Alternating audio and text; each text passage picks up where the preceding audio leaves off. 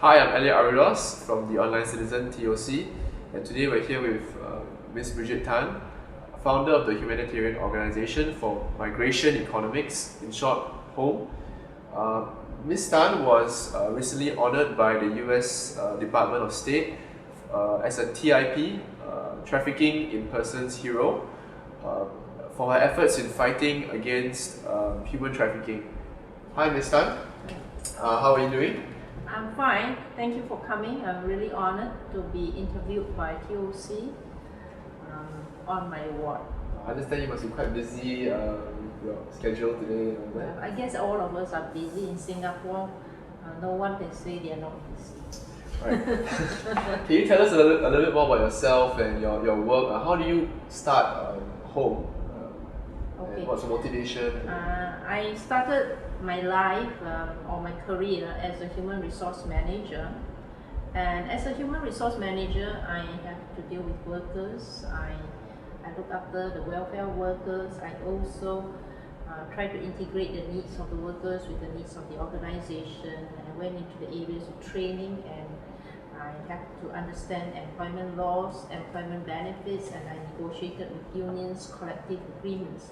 So therefore, I'm very familiar with the area of the employment rights for workers. When I was around the age of 50, I was kind of going to semi-retirement and wanted to volunteer for the church. And there is a group of people in Singapore whom I'll consider them as the poorest of poor workers in Singapore. Why the poorest of poor workers? Because their salaries and wages are quite paltry.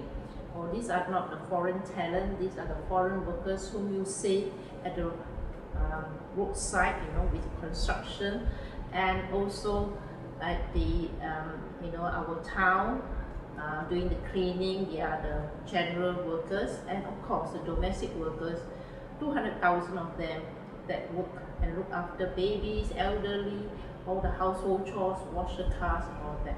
And these are the workers whom I feel are marginalized, in the sense like domestic workers are not covered by the Employment Act.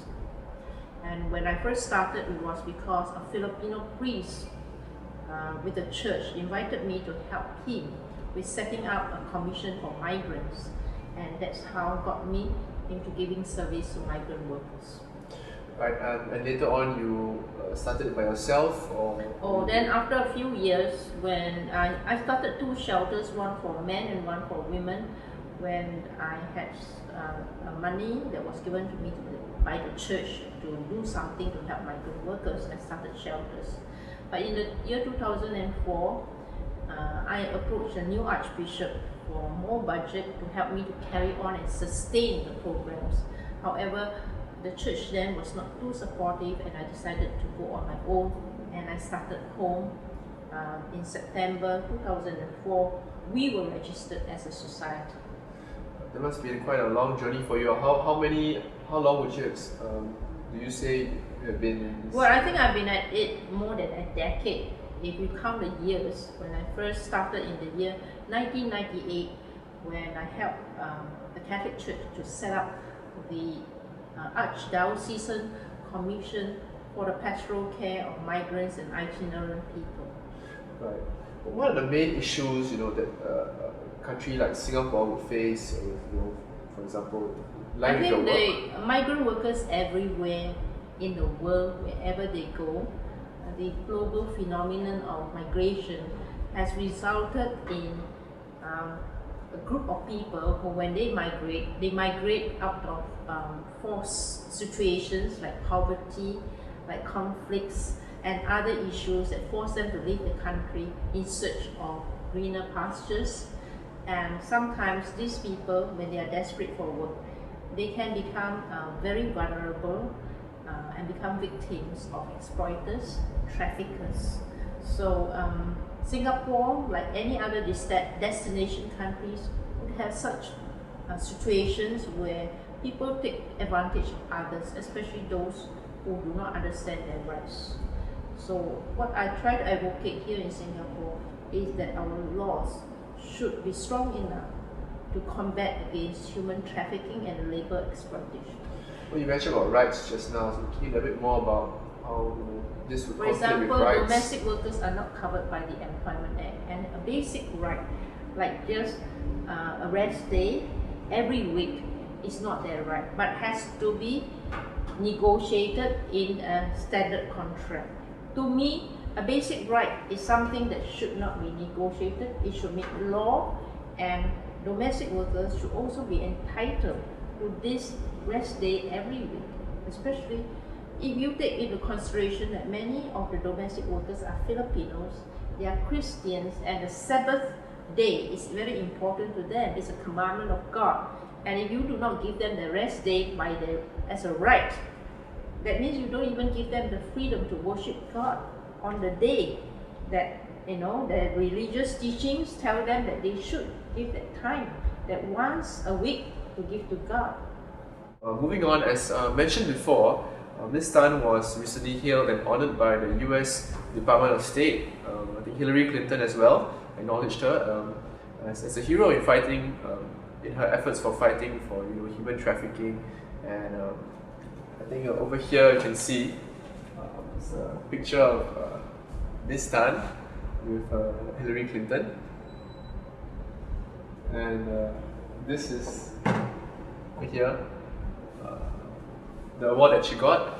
And so, Ms. Tan, when did you receive news that you'll be honored as a Trafficking in Persons TIP hero? Actually, I couldn't believe it. Number one, it was just an email from the US Embassy. I didn't know whether it was for real or not. So I needed the confirmation from the representative from the embassy. And I couldn't believe why I should be given this award. However, I decided, yes, I will go to Washington and accept this award. Why? Because I think that's the only way that I can be the voice for those who come to me for help. Because when I'm there and I get the award, that you know what the world is like. If you are recognized by somebody who is of influence like Hillary Clinton, it also elevates the issues you have. And that is one way that you can be the voice for those who are struggling below. It's like you climb up the mountain top, so up on the mountain, and when you shout, everyone can hear.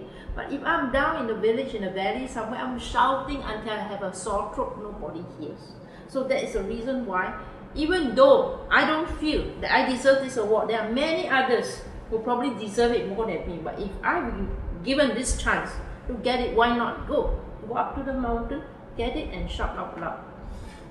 How do you feel when you're receiving such an award? Do you feel proud? Certainly, must you feel proud or determined? No, I'm a little bit amused, I must say, because the ceremony went so fast, and there we were, 10 of us, and we were in this room, Benjamin Franklin room in the Department of State, and there were so many people there, people I don't know. The only person I knew was our Singapore ambassador at the United States, and that is Professor Chan Heng Chi, who used to be my lecturer before at the university, because I did political science and history.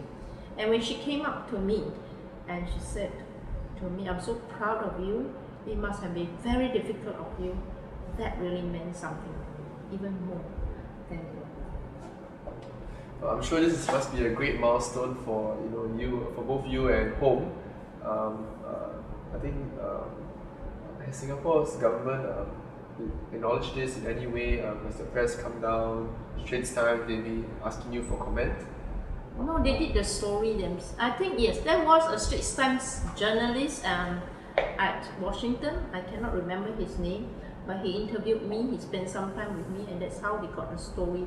So the news about my getting award went into the Straits Times. Of course, I never expected so much fanfare over this, because in the first place, when I first got the news that I got this award, I don't even know what is this TIP award. I went to Google search for it. Has there been a surge of attention now paid more to your home or in issues since the receiving of your award? I think to a certain extent there has been acknowledgement that I'm so-called a tip hero. Okay, I don't know whether people really know what it means.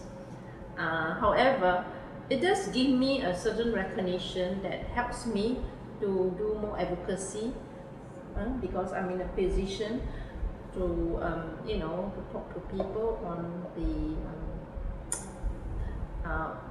after this recognition, like our government is now more concerned about trafficking, and that is good.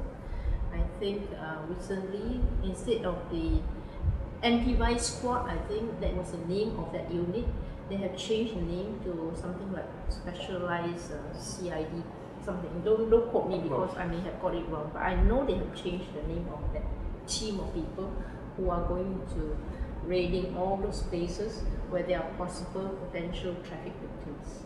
So it's great that people are now paying more attention and changing. And the best is I think government officials are also paying more attention. I think that's important because Singapore, we know we really depend quite a bit on those enforcement officers to do more.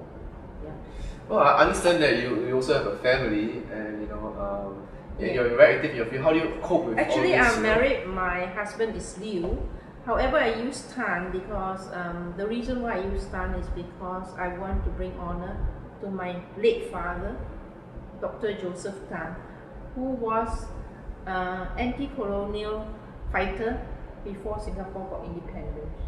He preceded our mentor minister Lee Kuan Yew. There was a time when Singapore was fighting the British for freedom for our country. So I wanted to honor his name Tan. That's why I switched and said, no, I'll use Tan to honor my late father. But I myself, I am 62, going on to 63. I have twins, okay, a boy and a girl. Both of them are probably your age, and I have 4 grandchildren. Oh. But how do you manage to cope with your family and doing all your line of work? You must be quite busy. Well, when I started this work, my family, as in my husband, he's old enough to take care of himself. My children are also having their own family, so it's not like they are little babies. Okay, so I'm free to take care of God's family.